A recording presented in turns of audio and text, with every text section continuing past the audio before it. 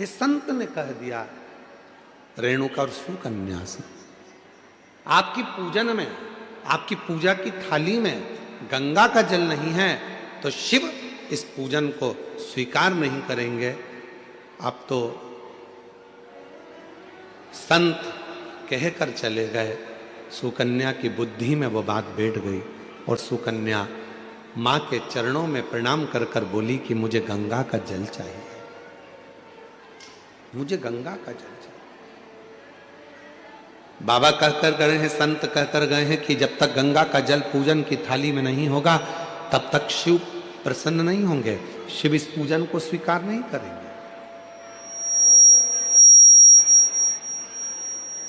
अगर भगवान शंकर को पूजन स्वीकार करना है, अगर भगवान शंकर को पूजन स्वीकार करना है तो गंगा का जल का होना जरूरी है।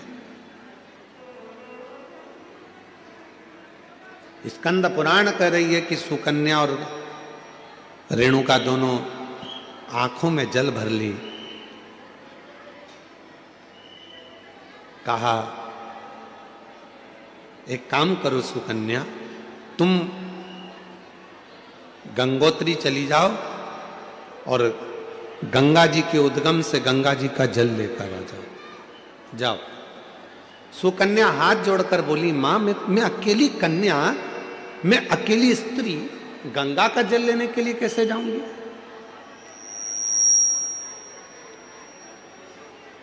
शिव की पूजन सुकन्या ने भी बंद कर दी, रेणुका ने भी बंद कर दी। दोनों शंकर के मंदिर नहीं जा रही हैं क्योंकि संत कहकर गए हैं कि गंगा का जल होना जरूरी है। अब गंगा का जल ही नहीं है तो शंकर मंदिर जाके करूंगी क्या? अब गंगा का जल ही नहीं है तो शिव जी के शिवालय में जाकर करूंगी क्या? ना सुकन्या मंदिर जा रही है ना रेणुका मंदिर जा रही है। तभी मेरे ओघड़ दानी ने ध्यान दिया और आज भगवान शंकर का चेहरा कुछ उतरा हुआ था तो नंदी ने पूछ लिया, प्रभु क्या बात है, आज आपका मुख उतरा हुआ है, आज आपका चेहरा उतरा हुआ है, प्रभु क्या बात है? भगवान देवादिदेव महादेव ने कहा, नंदी एक रेणुका और एक सुकन्या एक गांव में निवास करती हैं, उनके पास में जो होता है वो मेरा श्रृंगार करती हैं, पूजन करती हैं।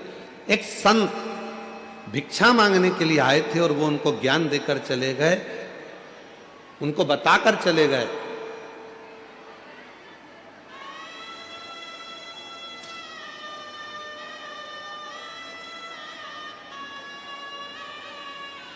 कि गंगा के जल के बिना शिव पूजन को स्वीकार नहीं करते।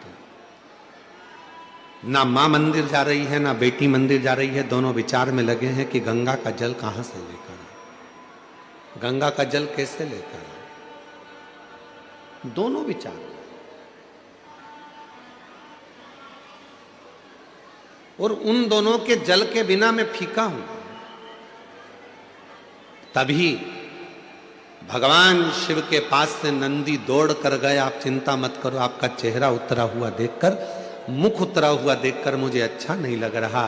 दौड़ कर गए नंदी और नंदी ने जाकर एक साधु का रूप रखकर पहले तो संत को समझाया कि गंगा का जल की मूलता नहीं, मूलता है शिव भक्ति की। जाओ जाकर सूचित करो। संत मानते नहीं थे तो नंदी ने अपना असली विग्रह धारण कर, बड़े बड़े सींग, बड़ा विराट सा स्वरूप नंदी का, बड़ा विराट सा स्वरूप।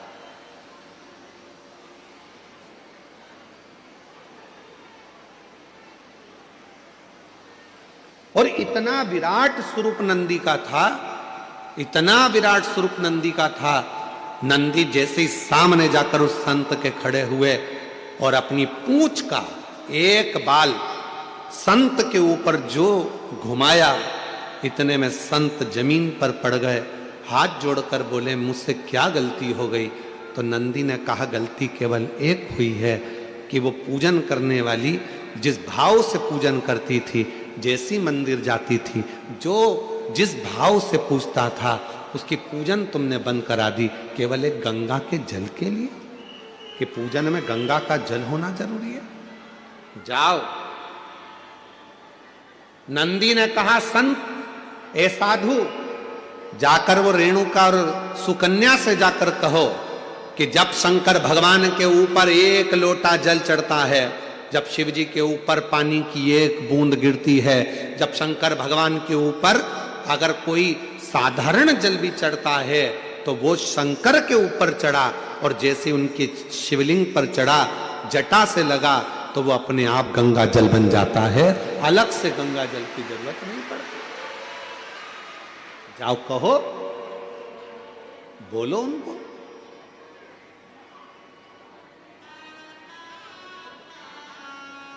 कहां से लाऊं गंगा, कहां से लाऊं यमुना, कहां से लाऊं गंगा, कहां से लाऊं यमुना, कहां से लाऊं सरयू आपार पड़ी रे, वो बोले तेरी सेवा हमसे ना बनी रे, शिव शंकर तेरी सेवा हमसे ना बनी रे। गंगा का जल मूल नहीं, मूल है आपके हृदय का भाव, हृदय का।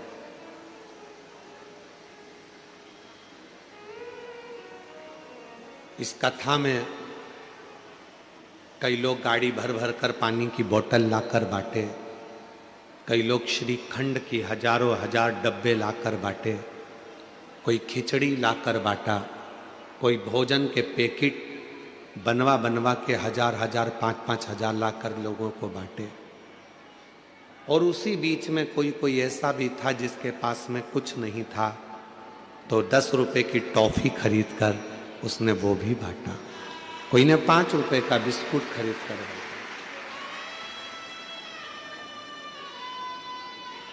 तो क्या उसका बांटना स्वीकार नहीं होगा? क्या उसका बांटना स्वीकार नहीं है?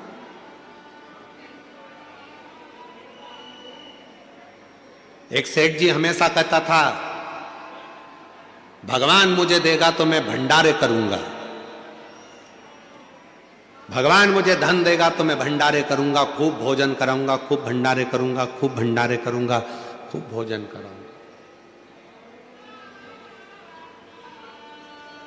अगर भगवान मुझे देगा तो मैं भंडारे करूंगा। पर एक शुभ भक्त आया, उस भक्त ने आकर कहा, सेठ जी तुम कहते हो कि भगवान मुझे देगा तो मैं भंडारे करूंगा, तुम्हारे पास में कुछ हो तो अभी भंडारा कर दो। धन ही नहीं है, पैसा ही नहीं है, तो मैं भंडारा कैसे करूं?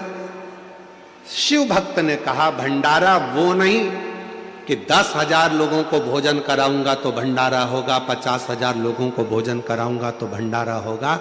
भंडारा उसको भी कहा जाता है कि किसी प्यासे एक व्यक्ति को भी अगर पानी पिला दिया, किसी एक भूखे को भोजन करा दिया तो वो भी भंडारा, वो भी भंडारा। मेरी जीजियों, मेरे जीजाओं, मेरी बेटियों, बेटाओं, मेरे बुजुर्ग माँ बाप, याद रखना, अगर भगवान ने तुम्हारे पास में धन नहीं है, तुम्हारे पास में संपदा नहीं है, पहले का गांव में रहने वाला एक एक व्यक्ति, उसके घर में भले झोपड़ा था, फटे हुए कपड़े थे, कुछ भी नहीं था उसके पास, फिर भी वो रोज भंडारा करता था। तुम्हारे गांव में भी तुम जाकर देखना, अपने अपने गांव में पहुंचकर देखना कि पहले का गरीब व्यक्ति, उसका कपड़ा फटा हुआ है, खेत में काम कर रहा है, मेहनत कर रहा है, कुछ भी नहीं है, उसके पास खाने का भी नहीं है, तो भी वो भंडारा करता था। कैसा भंडारा करता था? अपने घर से थोड़ा सा चून लेकर जाता था, थोड़ा सा आटा, थोड़ी सी शक्कर मिला के लेकर जाता था, पीपल के पेड़ के नीचे थोड़ा थोड़ा डाल देता था, हजारों चींटियां आती थी, खाकर चली जाती थी, वो भी भंडारा हो जाता था। हजारों चींटियां एक साथ एकत्रित होकर, हजारों चींटी।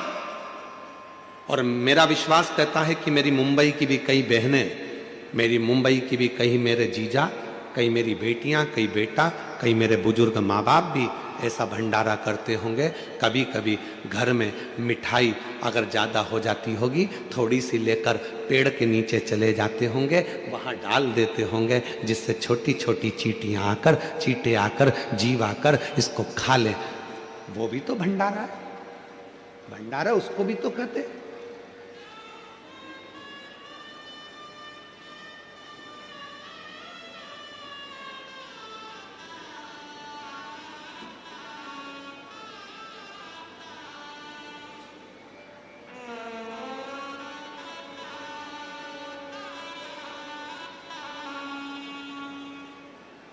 लगभग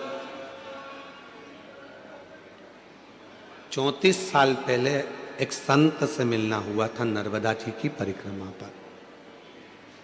जब हमने नर्मदा परिक्रमा करी थी तब एक संत से मिलना हुआ था, फिर उस संत का दर्शन कभी नहीं हुआ। 34 से 38 साल के पहले की बात होगी, एक संत का दर्शन। कोई पैसा देकर जाते थे, वो पैसा नहीं लेते थे, कोई कपड़ा देकर जाते थे, वो कपड़ा नहीं लेते थे, कोई धन देकर गए तो धन नहीं लेते थे।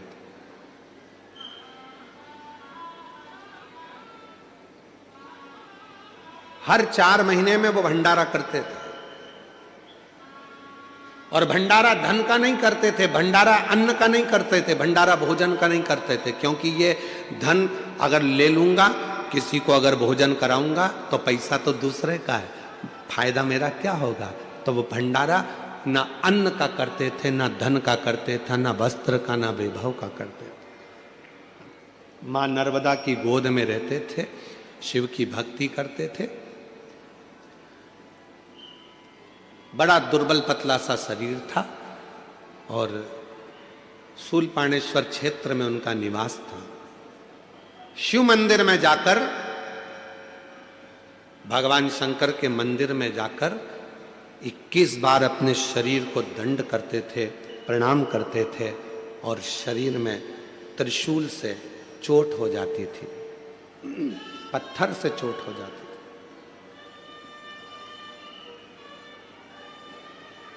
पड़ जाते थे, अपनी चटाई पर, कुशा के आसन पर सो जाते थे। 4 दिन तक शरीर का भंडारा चलता था, उसमें जीव उत्पन्न हो जाते थे, इल्लियां पड़ जाती थी, कीड़े पड़ जाते थे। वो इल्ली और कीड़े उसके शरीर को खाते थे, और 4 दिन का भंडारा पूर्ण करने के बाद वो संत नर्मदा जी की डुबकी लगाता था, और उसका शरीर पूरा की पूरा वापिस वैसा की वैसा ही हो जाता। ऐसे संत के दर्शन भी। जब माई नर्मदा की परिक्रमा हमने करी, उस समय पर ऐसे संत के, आज के समय में वो संत मिलना मुश्किल है, वो साधु मिलना मुश्किल है। मेरा निवेदन है मेरी जीजियों, जरूरी नहीं कि आपके पास में करोड़ों रुपए इकट्ठे होंगे तब आप भंडारा करोगे। चुटकी भर थोड़ा सा अन्न लेकर पेड़ के नीचे डाल दोगे तो चींटियां खा लेंगी, वो भी भंडारा है। किसी गौशाला में जाकर यदि थोड़ी सी सेवा कर लोगे, वो भी भंडारा है। पक्षी को थोड़ा सा दाना दे दोगे, वो भी भंडारा है। तालाब में पड़ी हुई बहुत सारी मछलियां हैं, घर से थोड़ा सा अन्न भाग ले जाकर उन मछलियों को दे दोगे, वो भी भंडारा है। भंडारा तो वो भी भंडारा। मानो तो मैं गंगा मां हूं, और ना मानो तो बहता पानी। जिसने शिव महापुराण की कथा को समझ लिया, उसकी जिंदगी सार्थक हो गई। गंगा मां को ढूंढने मत जाओ। जरूरी नहीं कि शंकर जी की पूजन में गंगा का जल होना जरूरी है। शंकर की पूजन में गंगा का जल भले ना हो, पर गंगा जैसी पवित्रता शिव की पूजन में जरूर होना चाहिए। मन की पवित्रता। रेणुका और सुकन्या के पास में संत ने आकर कहा कि तुम गंगा के जल को ढूंढने मत जाओ, मंदिर जाओ और तुम्हारे घर का जल भरकर लेकर जाओ। तुम्हारे घर का जल जब शिव जी पे चढ़ेगा, चढ़ते ही वो अपने आप गंगा जल बन जाएगा। उस पे चढ़ा और गंगा जल। गंगा मैया आई, अविरल बहती बहती बहती बहती। कौन उनको रोके? शंकर भगवान ने अपनी जटा में गंगा जी को लाकर विराजमान कर दिया। गंगा जी शिव जी की जटा में जाकर बैठ गई, और जटा में जाकर जब गंगा जी बैठ गई तो गंगा जी के मन में भी एक बार अहंकार आ गया था। स्वयं मां गंगा ने भगवान विष्णु जी के पास जाकर कहा, विष्णु जी के पास जाकर कहा कि मैं गंगा, सारी नदियों में सर्वश्रेष्ठ गंगा, पवित्र गंगा, मैं पवित्र, सारी नदियों में सर्वश्रेष्ठ गंगा, मैं पवित्र गंगा।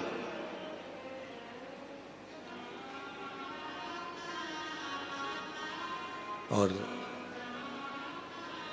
मेरे जल के बिना लोगों को मुक्ति नहीं मिल सकती। ये गंगा जी कह रहे। भगवान नारायण ने तुरंत कहा कि गंगा तुम्हारी महत्वता तब तक है जब तक तुम शंकर की जटा में हो। तुम्हारा सम्मान शिव की जटा से है, तुम्हारा आदर शंकर की जटा से है, और तुम कह रही हो कि मेरी महत्वता ज्यादा है।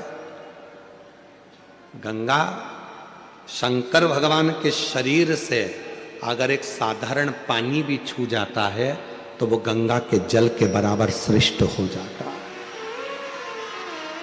गंगा के जल के बराबर वो श्रेष्ठ हो जाता। तब भगवान विष्णु ने कहा, देखो गंगा, अब तुम्हें मैं एक लीला का दर्शन कराता हूं। शंकर भगवान के शरीर में से, तेज पुंज से, तप से, साधना से एक पसीने की बूंद बह निकली। गंगा, बताओ, किसी शरीर में से पसीना निकलता है तो वो अच्छा होता है कि बुरा होता है? बोलो मुंबई वालों, पसीना शरीर का अच्छा होता है कि बुरा होता है? बुरा होता है ना।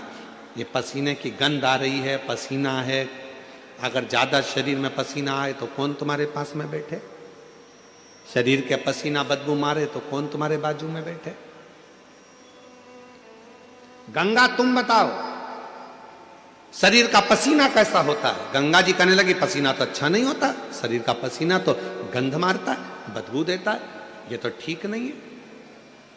तो गंगा, अब देखो शरीर के पसीने का फल क्या है। शंकर भगवान ने तप करा, तप करते से ही शिव जी के शरीर से पसीना बह निकला। वो पसीना जो बह निकला, शंकर के शरीर से बह निकला, तो वो पसीना सामने आकर खड़ा हो गया। उस पसीने ने एक स्त्री का रूप ले लिया, जिसका नाम सरिता हो गया। सरिता ने हाथ जोड़ लिया, मैं कहाँ जाऊं, क्या करूं? शंकर भगवान कहते हैं, तू चिंता मत कर, मेरे शरीर से निकली है ना, तुझे चिंता करने की जरूरत नहीं है। ब्रह्मा जी के कमंडल में जाकर बैठ जा, जब मैं तुझे बुलाऊंगा तब पृथ्वी पर कल्याण करने के लिए आ जाना।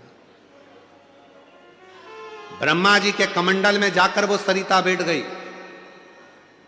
नारवद्य के अंदर जाकर बैठ गई। और जब भगवान गंगा मैया का जब अहंकार और ज्यादा हो गया, तब शिव ने उस कमंडल में से सरिता को निकाल कर बाहर बुलाया। शंकर जी ने कह दिया, आज से पृथ्वी पर तू भी लहर करती हुई धारों में, नदी की धार में बहेगी, और तेरा नाम नर्मदा होगा। तू मां नर्मदा के नाम से।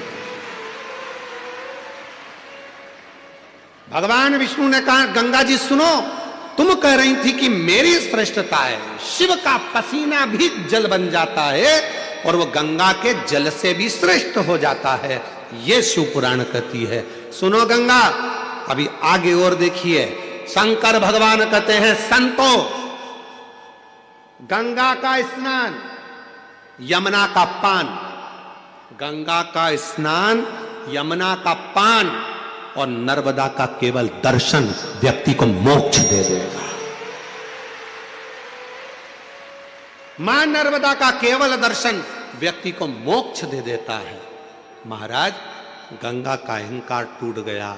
मैं सोचती थी कि मेरे जल से मुक्ति है, पर लोग मुझ में नहाएंगे तो मुक्त होंगे, यमुना का जल का पान करेंगे तो मुक्त होंगे, पर नर्मदा मां शिव के शरीर का पसीना एक ऐसा भी है कि शंकर के शरीर से निकली हुई वो नर्मदा, जिसका केवल स्नान भी ना करा जाए, पान भी ना करा जाए, केवल दर्शन ही कर लिया मां नर्मदा का तो मुक्ति हो गई।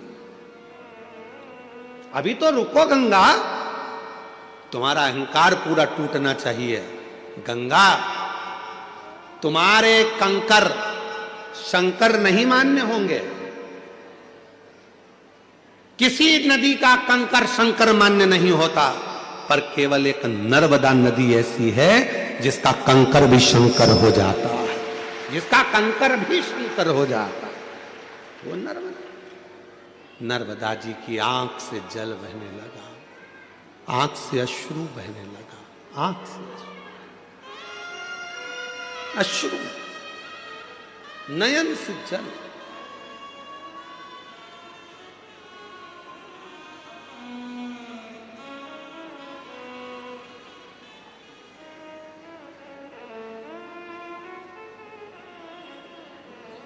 आपके भीतर ये अभिमान ना आए। बहुत सारे लोग हैं ऐसे दुनिया में, बहुत सारे लोग जो अपनी अपनी रोटी सेकने के लिए भगवान को भी विभाजित करने में लगे हैं। कह देते हैं पूजन में गंगा जी का जल होना जरूरी है, कह देते हैं पूजन में अगर ये चीज नहीं होगी तो भगवान पूजा को स्वीकार नहीं करेंगे, पूजा स्वीकार नहीं करेंगे। ऐसे कई लोग बैठे हैं जो दिन रात अपनी रोटी सेकने में, अपनी रोटी सेकने में लगे हुए हैं। पूजन में ये होगा तो भगवान स्वीकार करेंगे, पूजन में नहीं होगा भगवान स्वीकार नहीं करेंगे, पूजन में ऐसा होगा तो स्वीकार करेंगे, ऐसा नहीं होगा तो स्वीकार नहीं करेंगे। शिव महापुराण की कथा कहती है, मेरी जीजियों निवेदन है आप सबसे, कुछ है पूजन में आपके पास तो ठीक, नहीं है अपने घर से एक लोटा जल भर कर लेकर जाओ। जब शिव को चढ़ाओगे वो गंगा जल अपने आप होता चले जाएगा, अपने आप सिद्ध हो जाएगा, अपने आप से। फिर किसी ने कहा शिव जी पे चढ़े हुए जल की इतनी महत्वता क्यों है? शंकर जी पे चढ़ा हुआ जल इतना खास कैसे हो जाता है? शंकर के शिवलिंग पर चढ़ा हुआ जल इतना मूल कैसे हो जाता है? केवल एक 33 कोटि देवता में केवल एक देवता ऐसे हैं जो पूरे वनस्पति को, पूरी पृथ्वी को, पूरे जल तत्व को, अग्नि तत्व को, वायु तत्व को अपने अंदर संजो कर रखते हैं। आप उठाकर क्यों? एक लोटा जल चढ़ाने से राहु ठीक हो जाता है, एक लोटा जल चढ़ाने से केतु ठीक हो जाता है, शनि ठीक हो जाता है, बुध ठीक हो जाता है, मंगल ठीक हो जाता है, बृहस्पति ठीक हो जाता है, नवग्रह देवता सब शंकर के जल से ठीक हो जाते हैं। क्या है ऐसा कि शंकर का जल चढ़ते से वो औषधि बन जाता है? शिव जी पे जल चढ़ा उसको पियो, वो औषधि का काम करता है। आखिर उस जल में ऐसा क्या हो जाता है? तो शंकर भगवान का पूरा विग्रह देखिए। शिव के मस्तक पर जटा में कौन बैठी है? जम के बोलो, गंगा मां। और उसी जटा पर बाजू में साइड में कौन बैठे हैं? चंद्रदेव। साइड में कौन बैठे हैं? चंद्रदेव। कभी आप में से कोई ऐसा व्यक्ति है जिसने शंकर जी की जटा पर चंद्रमा को गलते हुए देखा हो? किसी ने चंद्रमा को बड़ा होता हुआ देखा हो? चंद्रमा समाप्त होते हुए देखा हो? केवल एक मेरे देव अधिदेव महादेव शंकर ऐसे हैं जिनके मस्तक पर जो चंद्रमा शंकर ने द्विज का रख लिया, वो चंद्रमा ना कभी घटता ना कभी कुछ होता, वो कभी समाप्त नहीं होता। क्यों? क्योंकि चंद्रमा को शिव जी ने कहा था जो मेरे पास में आ जाता है उसको घटने नहीं देता, उसको बढ़ने देता हूं मैं, बढ़ने देता। वो घटता नहीं है। शंकर भगवान को जल चढ़ाने वाला घटता नहीं है, वो बढ़ता है। शिव के मस्तक पर गंगा है, शिव के मस्तक पर चंद्रमा है। और याद करो राहु केतु की कथा श्रीमद् भागवत कथा में, आपके मुंबई नगर में बहुत श्रीमद् भागवत कथा होती है, आपने कई बार सुनी होगी। भागवत जी में वर्णन आता है, जब शीश कटा केतु का, राहु प्रकट हुआ, जब मालूम पड़ा सबकी सब समाप्ति का बिंदु आने लगा, राहु केतु को मारने का समय आने लगा, तब क्या करें? राहु और केतु दौड़ कर गए शिव जी के पास, हमारे को कृपा करो, अपने पास में जैसे चंद्रमा को रखा वैसे हमको रख लो।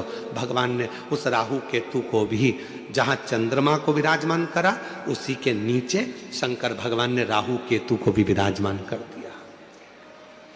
फिर आए सूर्य, फिर आए बुध, मंगल, बृहस्पति, सारे शनि, सब ग्रह आकर खड़े हो गए। बाबा कृपा करो, वो लंकापति रावण अपने पांव के नीचे हम ग्रहों को रखना चाहता है, हम ग्रह पांव के नीचे नहीं रहना चाहते, कृपा करो। शंकर भगवान ने कहा सारे ग्रह मेरी जटा के अंदर आकर विराजमान हो जाओ। सारे के सारे ग्रह भगवान शंकर की जटा के एक एक बाल के अंदर आकर बैठ गए। रावण आया सारे ग्रहों को अपने काबू में करने के लिए, लंकापति रावण आया सारे ग्रहों को बंदी बनाने के लिए, अपने पांव के नीचे रखने के लिए। तब एक भी ग्रह रावण के सामने नहीं मिला। रावण शिव जी के पास पहुंच गया, देखा शंकर की जटा में सारे ग्रह छुप कर बैठे। लंकापति रावण ने कहा भोलेनाथ जी से ये ग्रह मुझे दे दो, जिसे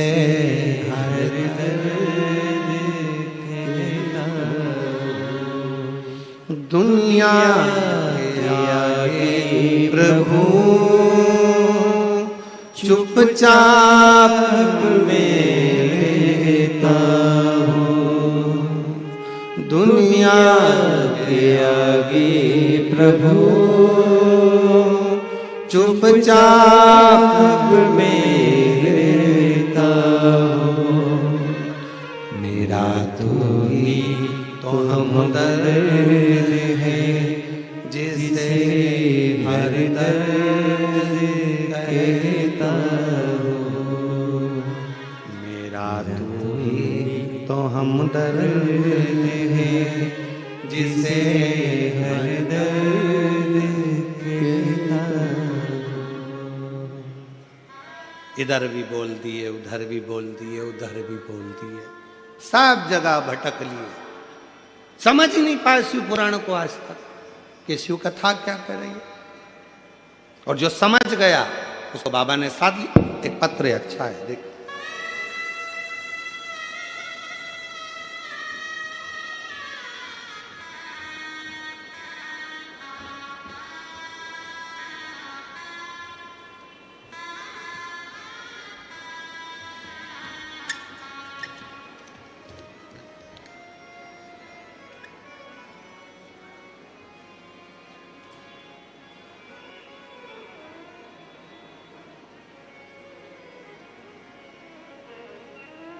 गुरुजी मैं दादर नगर हवेली सिकवासा की रहने वाली हूँ, बापी गुजरात से हूँ। मेरा नाम हस्मिता दक्षेश पटेल है। कहीं बैठे हों तो हाथ हिला सकती हैं, और कहीं बैठी हों तो एक बेलपत्र लेने के लिए आ सकती हैं। हाथ हिला दो एक बार। हाँ दिख गए हो, ठीक है, आ जाइए। गुरुजी पहले आपको मानते नहीं थे, बेटे की जॉब के लिए बहुत अप्लाई किया, सरकारी नौकरी नहीं लग रही थी। तब मोबाइल पर आपको एक बार छोटी सी क्लिप देखी थी जिसमें आपने कहा था कि पंडाल में बैठकर जो मांगा जाता है वो मिलता है।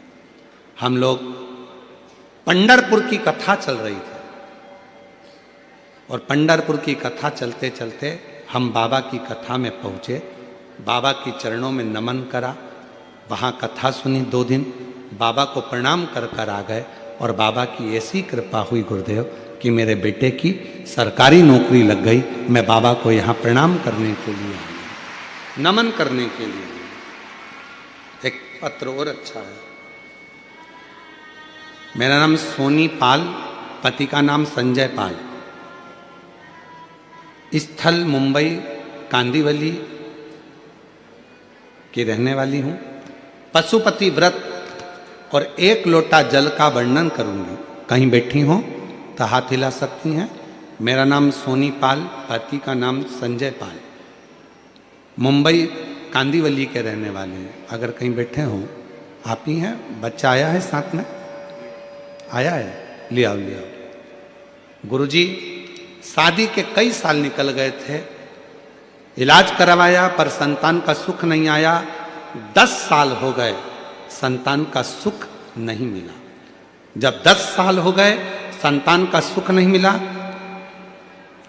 गुरुदेव बहुत डॉक्टरों की दवाई सब कुछ खाई पर कुछ नहीं लगा।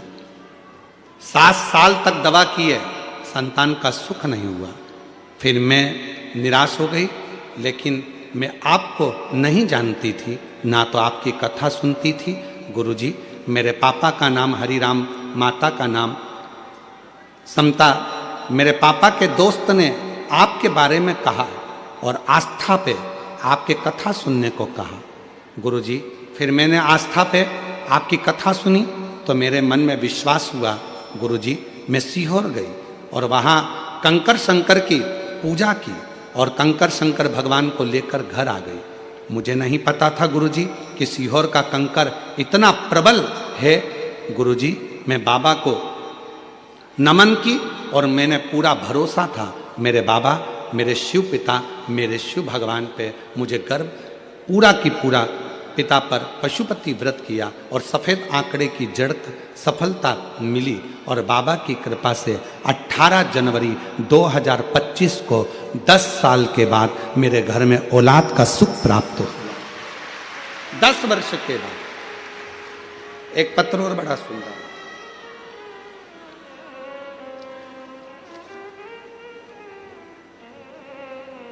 मैं स्वदीपिका नीलेश नाइक, निवासी नाला सोपारा, पश्चिम मुंबई से हूँ। कहीं बैठे हों तो हाथ हिला सकते हैं। मैं स्वदीपिका नीलेश नाइक, निवासी नाला सोपारा, पश्चिम मुंबई।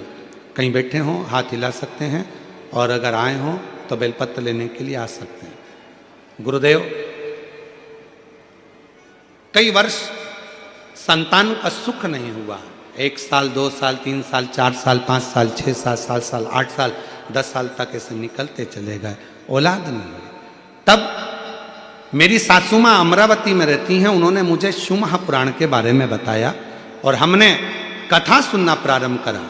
और बाबा की ऐसी कृपा हुई गुरुदेव, पंडाल में बैठकर वहाँ की मिट्टी को पेट से लगाना, बाबा को विनय करना, और बाबा की कृपा से 8 नवंबर 2024 को शिव जी की कृपा से हमारे घर में 10 साल के बाद संतान का सुख प्राप्त हुआ। मैं बाबा को यहाँ प्रणाम करने के लिए आई हूँ। शिव तत्व किसको कहते हैं? मेरा तू ही तो हमदर्द है, जिसे हर दर्द कहता हो। दुनिया के आगे प्रभु चुपचाप में रहता हो। दुनिया के आगे प्रभु चुपचाप में रहता हो। मेरा तू ही तो हमदर्द है, जिसे हर दर्द कहता हो। आप उससे विनय क्यों ना करें? क्यों भटक रहे? क्यों भटके हैं? यहां वहां वहां वहां नहीं। शंकर तुझ में रब दिखता है, यारा मैं क्या करूं? एक शिव में सब दिखता है, सब शिव में दिखता है। क्यों भटके?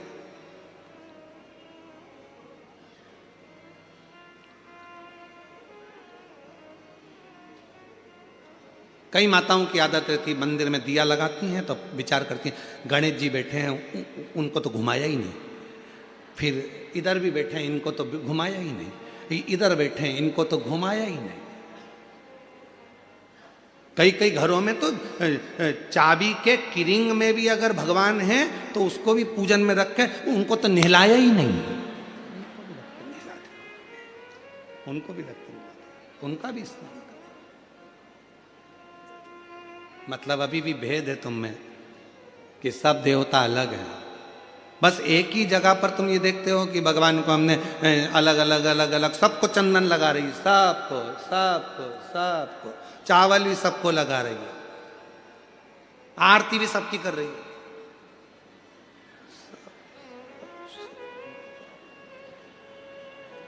जैसे भगवान कोनी मार के कह रहा है मेरे गया, इधर इधर इधर मुझे। अब जब तू सबके लिए आरती कर रही है, सबके लिए चंदन लगा रही है, सबके लिए पूजन कर रही है, तो फिर आखिरी में फिर वो प्रसाद रखती है, तब प्रसाद तो इतनी सी कटोरी में लेके आएगी, और इतना सा प्रसाद, इतने सारे देवता। गणेश जी कह रहे हैं शंकर जी से, मैं खाऊं कि तुम?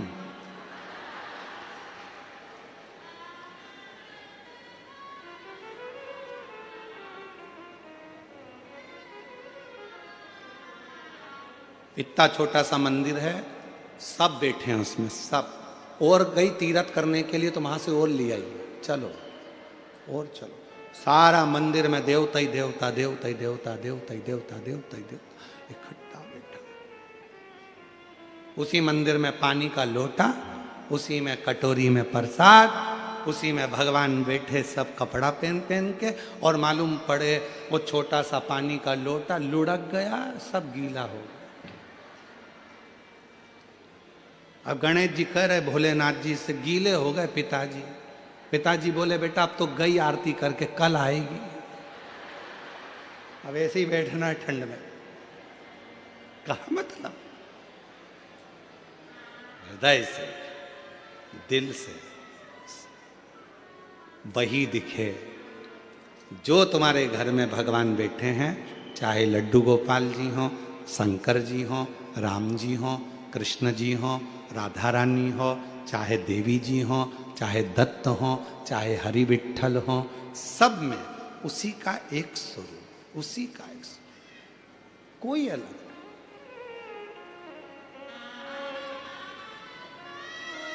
गुलाब जामुन खाने के बाद वो अलग डिपार्टमेंट में जाती है क्या?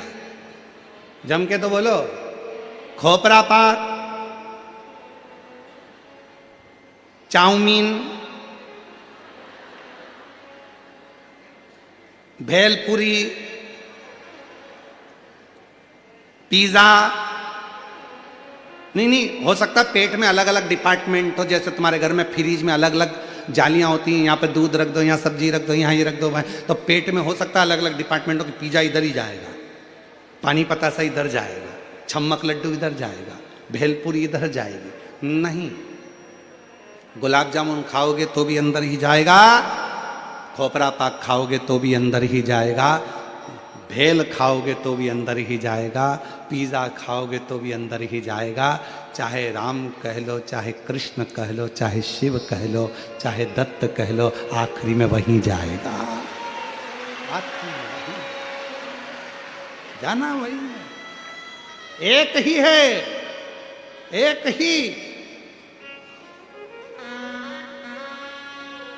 कोई मिटता नहीं, वही है, नजर वही आता, कोई दूसरा दिखता ही नहीं। वो फिर वही वाली बात आ गई, आ बैठ मेरे पास तुझे देखता रहूं, बैठ मेरे पास तुझे देखता रहूं, तो कुछ कहे ना मैं कुछ कहूं। जब उसके सामने पहुंचो कुछ नहीं दिखे, ना मैं कुछ कहूं ना तुम कुछ कहे, बैठ मेरे पास तुझे देखता रहूं, बैठ मेरे पास कुछ नहीं दिखता, कुछ भी नहीं, एक शिव दिखता है, केवल शिव। अभी हम आ रहे थे, जब हम लोग सीहोर से चले तो रास्ते में आते आते हमारी आदत में है, थोड़ा सा हम प्रयास करते हैं कि सफ़र जितना गाड़ी से हो, प्रयास क्यों? क्योंकि रास्ते भर पेड़ों के नीचे बहुत सारे शंकर के शिवलिंग मिलते हैं। पूरा रास्ता तय करने में कम से कम 108 शिवलिंग पर हमारा जल चढ़ जाता है। इसलिए हम प्रयास करते हैं कि गाड़ियों से जाएं। हमारा प्रयास रहता है, ज़्यादा से ज़्यादा हम प्रयास करते हैं कि बाय कार गाड़ियों से निकलें। कहीं कहीं गाड़ी रोकते देख लेते हैं, शंकर जी बैठे हैं, उतरे, पानी की बोतल ली, लोटे में डाली, शंकर जी भी चढ़ा दिया, हर हर महादेव। फिर आगे चल दिया, देखा अकेले पेड़ के नीचे बहुत शांति से बैठे हैं एकदम। अब यहाँ तो नंदी भी नहीं दिख रहा, गणेश जी भी नहीं दिख रहा, पार्वती भी नहीं दिख रही, एकदम अकेले बैठे हैं। मन में आ गया एकांतेश्वर बैठे हैं, जल्दी चलो कुछ मन की बात के आते हैं। गाड़ी रुकवाई, लोटा भर के पानी लिया, हर हर महादेव। शंकर जी भी सोचते होंगे अकेले में भी नहीं रहने दे दिया, कहाँ से आ गया। एकांत में बैठे हैं, लोटा भर के जल चढ़ाकर बाबा स्वीकार करता। ये चलते चलते ऐसे कई शंकर के ओटले मिलते हैं। बड़े बड़े मंदिर में हम नहीं जा पाते क्योंकि भीड़ रहती है, वहाँ पब्लिक बहुत रहती है, धक्का मुक्की हो जाए, कोई को लग जाए। इसलिए जो एकांत में गाड़ी से जा रहे हैं, बीच में कहीं मिल गए, अकेले बैठे हो, चल दिया। कई बार गाड़ी को रोक करके देते हैं, रोको रोको गाड़ी, शंकर जी बैठे हैं, एकांत में बैठे हैं और बाबा को स्मरण कर लिया। ये दिल की लगाव है, ये प्रेम है बाबा से, ये स्नेह है बाबा, इसको प्रेम कहते हैं। और एक तुम सब लोग हो, कई लोग ऐसे गाड़ी से जा रहे हैं बहुत तेज स्पीड में, किसी को नहीं देख रहा है, भले सगा बाप पास में से निकल गया। स्पीड, गाड़ी की स्पीड कब कम हुई? जब खड्डा आया, स्पीड ब्रेकर आया, तब गाड़ी की स्पीड कम हुई। हम खड्डे को देखकर गाड़ी धीमी नहीं करते, हम स्पीड ब्रेकर देखकर गाड़ी धीमी नहीं करते, हम तो महादेव को देखकर अपने आप धीरे धीरे धीरे धीरे स्पीड स्लो कर, शिव को देखकर। क्यों? दुख में सुमिरन सब करें, सुख में करे ना कोई, जो सुख में सुमिरन कर ले तो फिर खड्डा और स्पीड ब्रेकर काहे को आए। प्रेम से शिव का भजन करते करते चलो, स्मरण करते करते चलो। दुनिया ये रोड पर बना हुआ स्पीड ब्रेकर देखकर जैसे गाड़ी स्लो हो जाती है, वैसे ही शिव को देखकर थोड़ा सा अपना भाव नरम करो। सामने शंकर का मंदिर दिखे, भले मंदिर में ना जाओ, पर जाते जाते कह तो दो हर हर। एक हमारे उज्जैन की कथा आती है, बड़ी सुंदर, बहुत सुंदर कथा है उज्जैन की।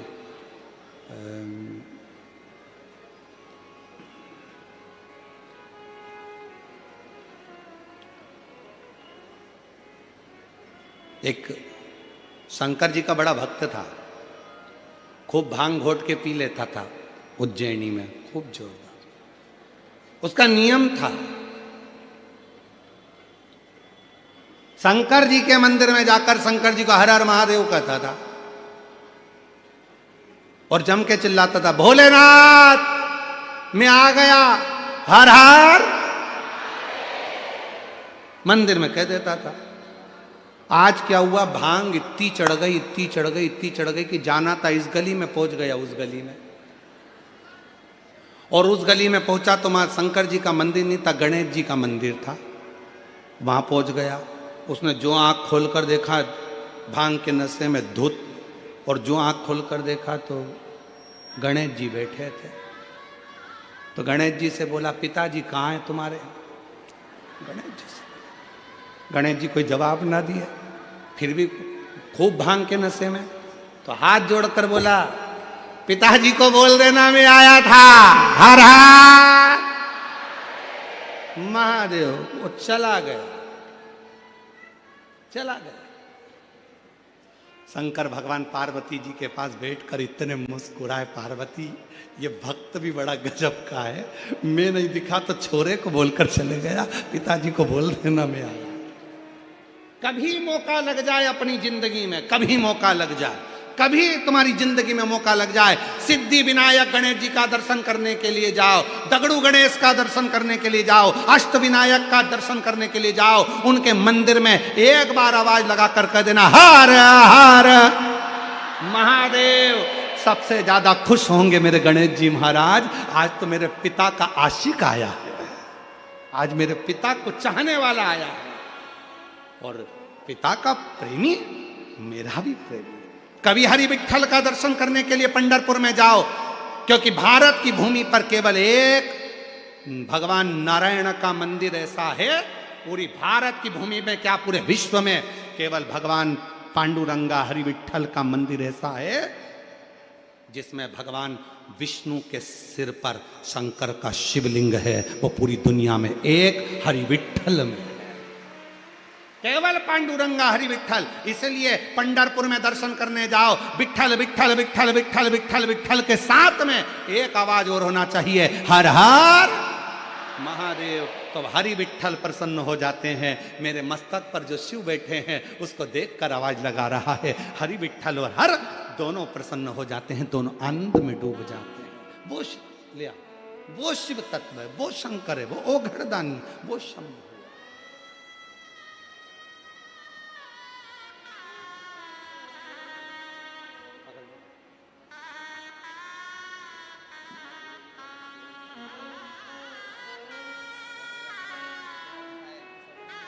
शंभो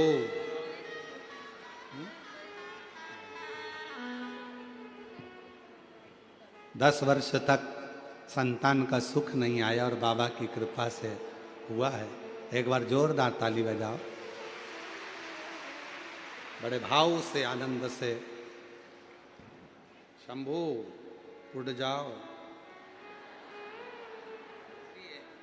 शंभू।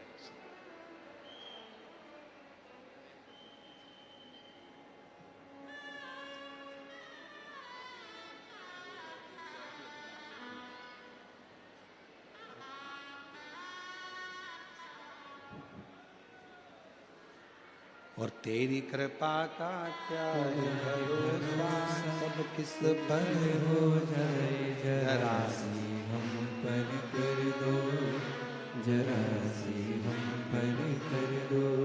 शिव शिव है ओघड़दानी शंभु, त्रिकालदर्शी कैलाशी अविनाशी शंकर है शंकर। इसलिए भाव से प्रेम से शिव को रिझाया जा सकता, शिव को रिझाया, भगवान को रिझाने के लिए भाव मूल। गंगा जल हो या कोई वस्तु ही मूल हो, शिव की पूजन में सबसे ज्यादा मूल है आपका विश्वास, आपकी भक्ति, आपकी दृढ़ता।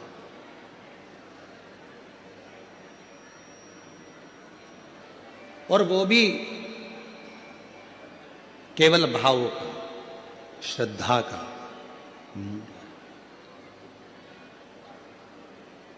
आप दिल से जब भगवान शंकर को एक लोटा जल चढ़ाएंगे, वो जल अपने आप गंगा जल होता चले जाए,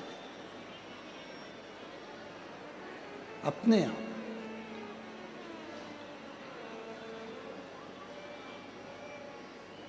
कहते हैं यदि जीवन में अगर कोई बहुत उलझनों में फंस जाए और बहुत बड़ी समस्याओं से जब व्यक्ति घिर जाता है, उसे कोई राह नजर ना आए, तो अपने घर के नजदीक में जो शंकर का मंदिर है, अपने घर के पास में जो शिव का शिवालय है, अपने घर के नजदीक में जो शंकर का मंदिर है, वहाँ एक लोटा जल चढ़ाना रोज प्रारंभ कर दीजिए, रोज, प्रतिदिन। जब आप रोज एक लोटा जल चढ़ाना प्रारंभ कर देंगे, शिव के मंदिर जाना प्रारंभ कर देंगे, तो समस्या आपकी नहीं रहेगी, वो समस्या आपकी शिव की होगी, शंकर। एक बात आपसे पूछें, एक बच्चा अपनी माता का हाथ पकड़कर या पिता का हाथ पकड़कर बाजार में घूमता है, उसको पूरा बाजार अच्छा लगता है, पूरा मार्केट अच्छा लगता है, पूरा मेला अच्छा लगता है। और जब वही बच्चा अपने माता पिता का हाथ छोड़ देता है तो उस बच्चे को वो बाजार, वो मार्केट, वो मेला अच्छा नहीं लगता। वो बाजार अच्छा नहीं लगता फिर उसको, फिर वो मार्केट, वो मेला उसको अच्छा नहीं लगता।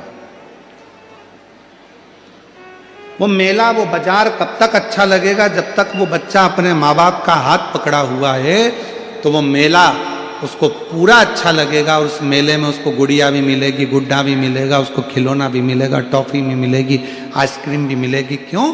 क्योंकि उसका बाप, उसका पिता, उसकी माँ उसके साथ हैं, तो उसको सब कुछ मिलता रहेगा। उसी तरह ये संसार का मेला है। शिव जी का हाथ पकड़कर रखना तो तुम्हें दुनिया का सारा सुख प्राप्त होता रहेगा। ये संसार का मेला तुम्हें अच्छा लगता है, ये पूरा संसार का मेला तुम्हें अच्छा लगेगा। एक चरित्र है राजा भोज का। पृथ्वी के एक ऐसे राजा हुए, राजा भोज। एक माता अहिल्या बाई होलकर और दूसरे राजा भोज, ये दो शंकर के ऐसे उपासक हुए जिन्होंने अपने जीवन में एक काम करा कि शंकर भगवान के मंदिरों का जीर्णोद्धार करवाना और शंकर भगवान के मंदिरों का निर्माण करवाना।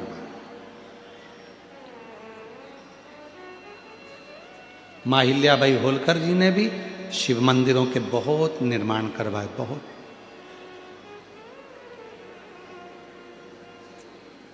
पर आज खुशी इस बात की है, एलईडी बंद पड़ी हैं, एलईडियां चालू करवाई है।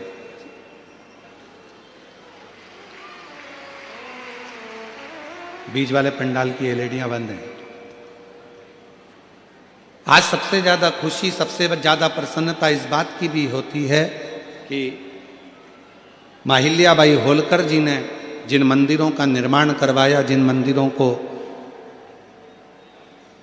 बनवाया, राजा भोज जी ने जिन मंदिरों का निर्माण करवाया, जिन मंदिरों को जीर्णोद्धार करवाया, बनवाया, आज बीच में जगत गुरु शंकराचार्य जी जब प्रकट हुए और जगत गुरु शंकराचार्य जी ने चारों तरफ शंकर भगवान का खूब खूब गुणगान किया, तो पूरे दुनिया में जगत गुरु शंकराचार्य जी की प्रेरणा से शंकर जी के मंदिरों का और शंकर भगवान की आराधना का केंद्र भारत की भूमि रही। पर बीच में एक ऐसा समय आ गया था जिस समय में लोगों ने भगवान शंकर को एक और कर दिया था। शिव मंदिर लोग नहीं जाते थे, शंकर जी की आराधना नहीं करते थे, शंकर मंदिर में पूजन नहीं करते, केवल सोमवार को चले जाते या प्रदोष को चले जाते या सावन महीने में चले जाते या शिवरात्रि पर चले जाते। उसके अलावा भगवान शंकर की आराधना करने कोई नहीं जाता। और आज जो मां अहिल्याबाई होलकर ने जो मंदिर बनवाए, जो राजा भोज जी ने मंदिर बनवाए, जो जगत गुरु शंकराचार्य जी ने अपना पथ निश्चित करा, आज देखकर बड़ी खुशी होती है कि पूरे भारत की मेरी जीजियाँ, मेरे जीजा, मेरी बेटियाँ, बेटे और मेरे बुजुर्ग माँ बाप आज जिन शंकर जी के मंदिर में लोग ताला लगा कर रखते थे, आज शंकर जी के मंदिर में अपार भीड़ पड़ी हुई है। अपार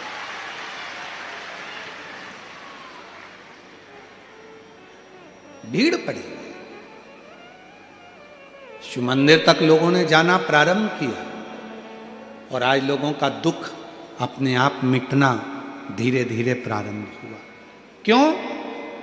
अगर मौका मिले तो गीता प्रेस गोरखपुर की शिव महापुराण लेकर आना और अपने घर में बैठकर पढ़ना। उसमें गीता प्रेस गोरखपुर की शिव महापुराण को पढ़कर देखना, तुमरुका जी भगवान शंकर के सम्मुख में, ईश्वर गोरा के सम्मुख में चंचुला देवी के पति को प्रेत योनि से मुक्त होने के लिए शिव महापुराण की कथा कहते हैं।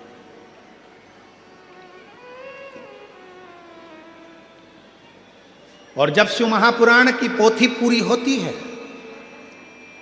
शिव महापुराण की कथा जब पूरी होती है, तो भगवान शंकर भगवान ने तुमरुका जी से कहा कि मांगो, इस कथा के विराम पर मैं आपको दक्षिणा क्या दूं, क्या दक्षिणा दूं मैं आपको? शिव पुराण विराम हुई है, इसकी दक्षिणा मैं आपको क्या दूं? तब तुमरुका जी ने कहा, बाबा बस एक वर दे दो, जब कलयुग बढ़े, घोर कलयुग जब बढ़ता चले जाए, चारों तरफ कोई ना कोई तन से दुखी होगा, कोई मन से दुखी होगा, कोई धन से दुखी होगा, कोई बीमारी से, इतनी बीमारियां कलयुग में बढ़ती चली जाएगी, इतनी बीमारियां बढ़ती चली जाएगी, किसी का लीवर, किसी की किडनी, किसी का थायराइड, कोई सोराइसिस, कोई हार्ट, कोई नेत्र, कोई ना कोई बीमारी घरों में घिरती चली जाएगी जैसे जैसे कलयुग बढ़ेगा। जैसे जैसे कलयुग बढ़ेगा, लोगों के पास धन तो बढ़ेगा पर उम्र कम होती चली जाएगी। क्यों? क्योंकि बीमारियां घिरती चली जाएगी। किसी को नहीं मालूम पड़ेगा कि जवान से जवान व्यक्ति भी अपने प्राणों को छोड़कर जाने लगेंगे। तब बाबा जब चारों तरफ कलयुग अपना पांव पसारे और बीमारियां लोगों को घेरने लगे, दुख लोगों को घेरने लगे, तकलीफें लोगों को घेरने लगे, तब मेरे बाबा, अगर संसार का कोई मनुष्य शिव महापुराण की कथा में बैठकर कथा श्रवण करना प्रारंभ कर दे, तो उसकी सारी दुख, बीमारी, तकलीफ, कष्ट दूर कर देना। बस ये वर तुमरुका जी कह रहे हैं भगवान शंकर से कि मुझे केवल दक्षिणा में ये वर दे दीजिए, जो शिव महापुराण की कथा को जिस भाव से, जिस हृदय से श्रवण करता है, बाबा उसकी वो मनोकामना आप पूर्ण कर दें। अब ये बात तो हो गई, तुमरुका जी ने कह दी। इतनी देर में मां पार्वती जी ईश्वर और गोरा के रूप में बैठी थी, तो तुमरुका जी ने उनसे भी कहा कि आप एक वर और दे दीजिए, एक वर और दे दीजिए। क्या वर? तुमरुका जी ने कहा, ये वर दे दीजिए,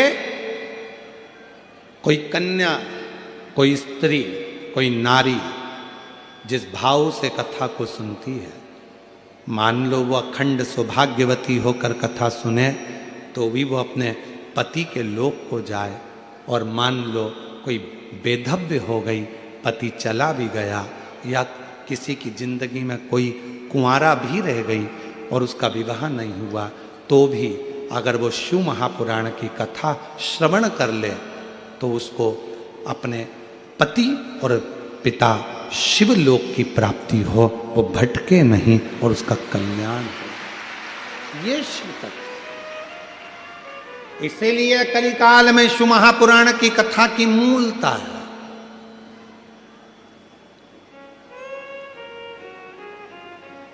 और वो भी शिव महापुराण की कथा देवाधिदेव महादेव के कुबरेश्वर धाम से चलकर आपके इस मुंबई नगर में पहुंची, जिसको आप श्रवण कर रहे हैं, दिल से सुन।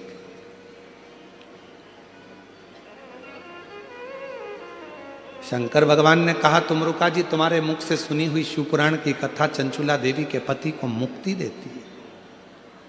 कोई शिव भक्त जो भगवान शंकर को सर्वस्व मानता हो, कोई शिव भक्त जो भगवान शंकर के बिना एक मिनट ना रह पाता हो, कोई शिव भक्त जो शंकर की साधना में, आराधना में डूबा रहता हो, यदि उसके मुखाग्रविंद से कभी शंकर की कथा सुनने को संसार के लोगों को मिलेगी, तो संसार के लोगों का हित होगा और उसका दुख, उसकी तकलीफ, उसका कष्ट बाबा कहते हैं मैं स्वयं मिटा दूंगा, स्वयं।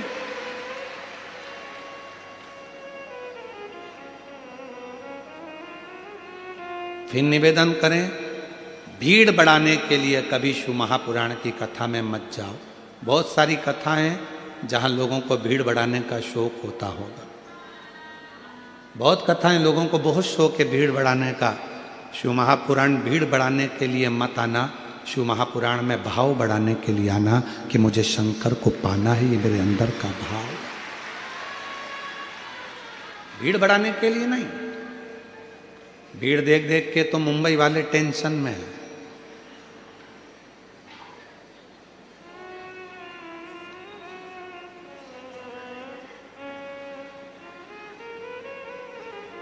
वो लोग कहते हैं ना, मैं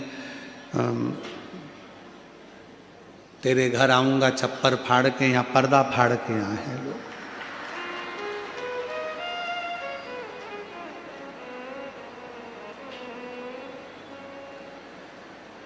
पर्दा यहां भीड़ बढ़ाने के लिए कभी शिव पुराण की कथा में मत जाओ। शिव महापुराण की कथा में तब जाना जब तुम्हारा मन कर जाए कि मैं जाकर बैठूंगी और मेरा शंकर मेरा दुख मिटाएगा, तो समझ लेना कि शिव दुख मिटाएगा, तो जाओ, वरना मत जाओ। क्यों टाइम बर्बाद करते हो अपना? मुंबई जैसे शहर में रहकर अपना समय बर्बाद मत करो। अगर दिल कर जाए कि मैं कथा में जाऊंगी और मेरा बाप, मेरा शंकर, मेरा शिव 3 महीने में मेरा दुख काटेगा, तो वो काटेगा ही। इतना विश्वास लेकर जाना, इतना विश्वास लेकर जाना तो कथा में जाओ, वरना अपने अपने घर में भले काहे को फालतू का टाइम बर्बाद करो और इतनी भीड़ लगाकर फालतू का चिंता। जजमान को भी टेंशन दो, कहाँ बैठेंगे, कहाँ बैठेंगे, कहाँ बैठेंगे, कैसे इनको रुकेंगे, कैसे व्यवस्था होगी, क्या करा जाएगा, क्या नहीं होगा, क्यों चिंता? विश्वास हो और पूरा भरोसा हो जाए कि मैं पंडाल में जाऊंगी, कथा सुनूंगी, वहां की मिट्टी को अपने शरीर पर लगाऊंगी, प्रणाम करूंगी, नमन करूंगी, और मेरा विश्वास कहता है कि मेरा कुबेर भंडारी सीहोर से आया है, कुबेरेश्वर बाबा, ये कुबेर भंडारी की जो पोथी है साधारण नहीं है। मैं उस पंडाल में जब बैठूंगी तो मेरा बाबा खुशियों से मेरी झोली भर देगा, तो वो भरोसा निश्चित है। क्यों? भीड़ से नहीं, भाव से शिव मिलेगा, भीड़ से नहीं। क्यों पड़े लोग ये गाड़ियों पर चढ़ चढ़ के बैठे हैं, कोई पीछे, कई कई तो बाउंड्री के पार हैं। वो क्या तुम्हारे यहाँ क्रिकेट होता है ना, लगा शिक्षा, वो बाउंड्री के पार, कई बाउंड्री के पार, कोई दिख ही नहीं रहा है। सीहोर वाला महाराज तो दिखा ही नहीं, उनको मिला ही नहीं। भाव। और मेरी जीजियों, भले रोड पर बैठे हो, गेट पर बैठे हो, चाहे साइड में बैठे हो, पर याद रखना, और जितनी प्रशासन यहाँ पर व्यवस्था करा है, पुलिस प्रशासन, यहाँ के collector, SP, IG, DIG, commissioner, SP, SSP, TI, SDM, यहाँ के सारे एक एक अधिकारियों को साधुवाद देता हूँ कि आपने इस कथा को बहुत सुचारू रूप से सजाया, बहुत सुचारू। ये सरल नहीं है कथा, इसको संजो दिया, संजो, संभाल। जाओ शिव के करीब में, शंकर भगवान को पाने के लिए जाओ। शिव महापुराण की कथा भीड़ बढ़ाने के लिए नहीं, भाव बढ़ाने के लिए जाइएगा। और जब भाव बढ़ेगा तो शिव अपने आप कल्याण करेगा। राजा भोज मंदिरों का निर्माण करवाए, खूब मंदिर बनवाए, खूब मंदिरों का जीर्णोद्धार करवाया, खूब सुंदर सुंदर मंदिर राजा भोज ने बनवाए, जैसे माँ अहिल्याबाई होलकर जी ने बनवाए।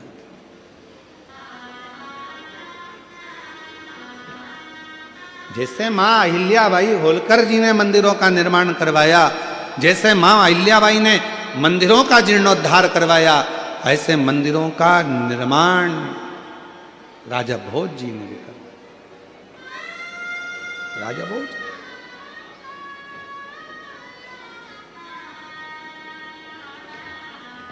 और एक बार राजा भोज के मन में एक प्रश्न अड़ गया था, अपने मंत्री को बुलाया और मंत्री को बुलाकर कहा राजा भोज ने, ऐ मंत्री इधर आओ। मंत्री आए, जी सरकार, एक प्रश्न है मेरा, क्या उत्तर दे सकते हो? क्या प्रश्न है? मंत्री से प्रश्न किया। राजा भोज शिव भक्त था, भगवान शंकर की अविरल भक्ति में डूबा रहता था, पर जो मंत्री था वो शिव भक्ति को जान नहीं पाया था। वो मंत्री शंकर की भक्ति को जान नहीं पाया था। तो राजा भोज ने प्रश्न किया,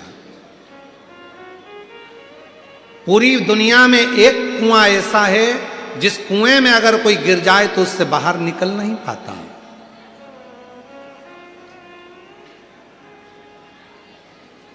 वो कौन सा कुआं है जिस कुएं में अगर कोई गिर गया तो वो निकल कर बाहर कभी नहीं आ सका? बोलो। राजा भोज ने कहा, मंत्री बताओ पूरी पृथ्वी पर वो कौन सा, क्योंकि वो मंत्री, उसका मन शिव में नहीं था, उसका मन भगवान की भक्ति में नहीं लग पाया था, इसलिए प्रश्न राजा भोज ने अपने मंत्री से कहा, ए मंत्री बताओ दुनिया में वो कौन सा कुआं है जिस कुएं में अगर कोई गिर जाए तो निकल कर कभी बाहर नहीं आ सकता, उस कुएं का नाम बताओ। मंत्री ने कहा, महाराज वो कुआं तो मुझे याद नहीं है, पर मैं कुछ दिन में इसका उत्तर दे दूंगा। राजा भोज ने कहा, मुझे उस कुएं का नाम 7 दिन के अंदर चाहिए। अगर वो कुएं का नाम 7 दिन में नहीं मिला मंत्री, तो तुम्हारे पास में जितना वैभव दिया है, जितना धन दिया है, जितनी संपदा दी है, जितने सामान दिया है, सब ले लिया जाएगा और तुम्हें मृत्युदंड दे दिया जाएगा। मंत्री नींद उड़ गई। रात दिन उस कुएं की खोज करने लगा कि वो कुआं कौन सा है जिस कुएं में व्यक्ति गिर जाए तो कभी निकल कर बाहर नहीं आ सकता। वो कुआं है कौन सा? मंत्री ढूंढने के लिए निकला। 3 दिन निकल गए। राजा भोज की प्रश्न को सुनकर मंत्री 3 दिन तक कुआं ढूंढता ढूंढता 4 दिन निकल गए, 5 दिन निकल गए, 6 दिन निकल गए, 7वां दिन आने वाला था और 6ठे दिन की संध्या थी और मंत्री ने सोचा अब ये उत्तर मिलता नहीं है, इससे तो अच्छा मैं मर जाऊं तो ठीक है। मंत्री गया वन में, जंगल में, तो एक भेड़ चराने वाला, बकरी चराने वाला मिल गया। भेड़ बकरी चराने वाला मंत्री को देखा। उस भेड़ बकरी वाले ने पूछा, अरे मंत्री जी आप यहां? हां। इस जंगल में क्यों घूम रहे हो? मंत्री जी कुछ बोले नहीं, कुछ नहीं बोले। इस वन में क्यों घूम रहे हो? कुछ नहीं, एक शब्द भी, कोई शब्द। फिर पूछा, उत्तर दीजिए मंत्री जी, क्या बात है, आप मुझे तो बताओ। मंत्री जी ने विचार करा कि मैं इतना विद्वान, मैं इतना ज्ञानी, मैं इतना वैभववान, और ये बकरी चराने वाले से, भेड़ चराने वाले से मुंह मिलाऊंगा? ये बकरी चराने वाला, भेड़ चराने वाला मुझसे प्रश्न कर रहा और मैं इसको बताऊंगा? मंत्री जी बताने को तैयार नहीं हुए। समय निकलता गया, संध्या ढलती चली गई। मंत्री जी मरने के लिए जा ही रहे थे, तभी फिर कहा, मंत्री जी बताओ तो सही कि आखिर बात क्या है? क्या बात? बोलो तो, हुआ क्या है? तब मंत्री जी ने कहा कि राजा भोज ने एक प्रश्न दिया है, संसार में वो कुआं कौन सा है जिस कुएं से कोई जीवित कभी बाहर नहीं निकला, कोई निकल ही नहीं पाया, ना जिंदा ना मरा, उस कुएं से निकला ही नहीं। उस कुएं का नाम बताना है, और अगर नहीं बताऊंगा तो मेरा राज, मेरा धन, मेरा वैभव, मेरा सब कुछ वो राजा ले लेगा। इतनी सी बात, तो ले लेने दे राजा को धन, ले लेने दे राजा को बंगला, ले लेने तो राजा को संपदा, छोड़ दो। अरे क्यों राजा के पास जाते हो? मेरे पास रहो। मेरे पास ऐसी पारस मणि रखी है, वो पारस मणि मैं तुमको दे दूंगा। उस पारस मणि को तुम जिससे छुओगे सोना बन जाएगा, राजा की जरूरत ही नहीं पड़ेगी। मंत्री ने मन में सोचा, गजब की बात कह दी इस बकरी चराने वाले ने, गजब की बात। चलो लाओ, अब तो मुझे भय नहीं है, अब मुझे डर नहीं है, अब मैं नहीं जाऊंगा राजा के पास में, अब तो मैं यहीं पर तुमसे पारसमणि लेकर धनपति बन जाऊंगा। लाओ वो पारसमणि मुझको दे दो। कहाँ है पारसमणि? तब बकरी चराने वाला, भेड़ चराने वाला बोला कि मणि तो दे दूंगा, पर मेरी एक शर्त है। क्या शर्त है? तुम्हें भेड़ का जो दूध है बकरी का, वो पीना पड़ेगा। मंत्री ने कहा मैं और भेड़ बकरी का दूध पीऊंगा? नहीं पीना। भेड़ चराने वाले ने बोला तो फिर पारसमणि भी नहीं मिलेगी। मंत्री ने मन में सोचा कि मरता क्या ना करता, बकरी का दूध पीने को तैयार हो गए। शर्त है, बकरी का दूध दूंगा, मना नहीं है, तुम पीने को तैयार हो गए, मना नहीं है, पर मैं झूठा कर दूंगा।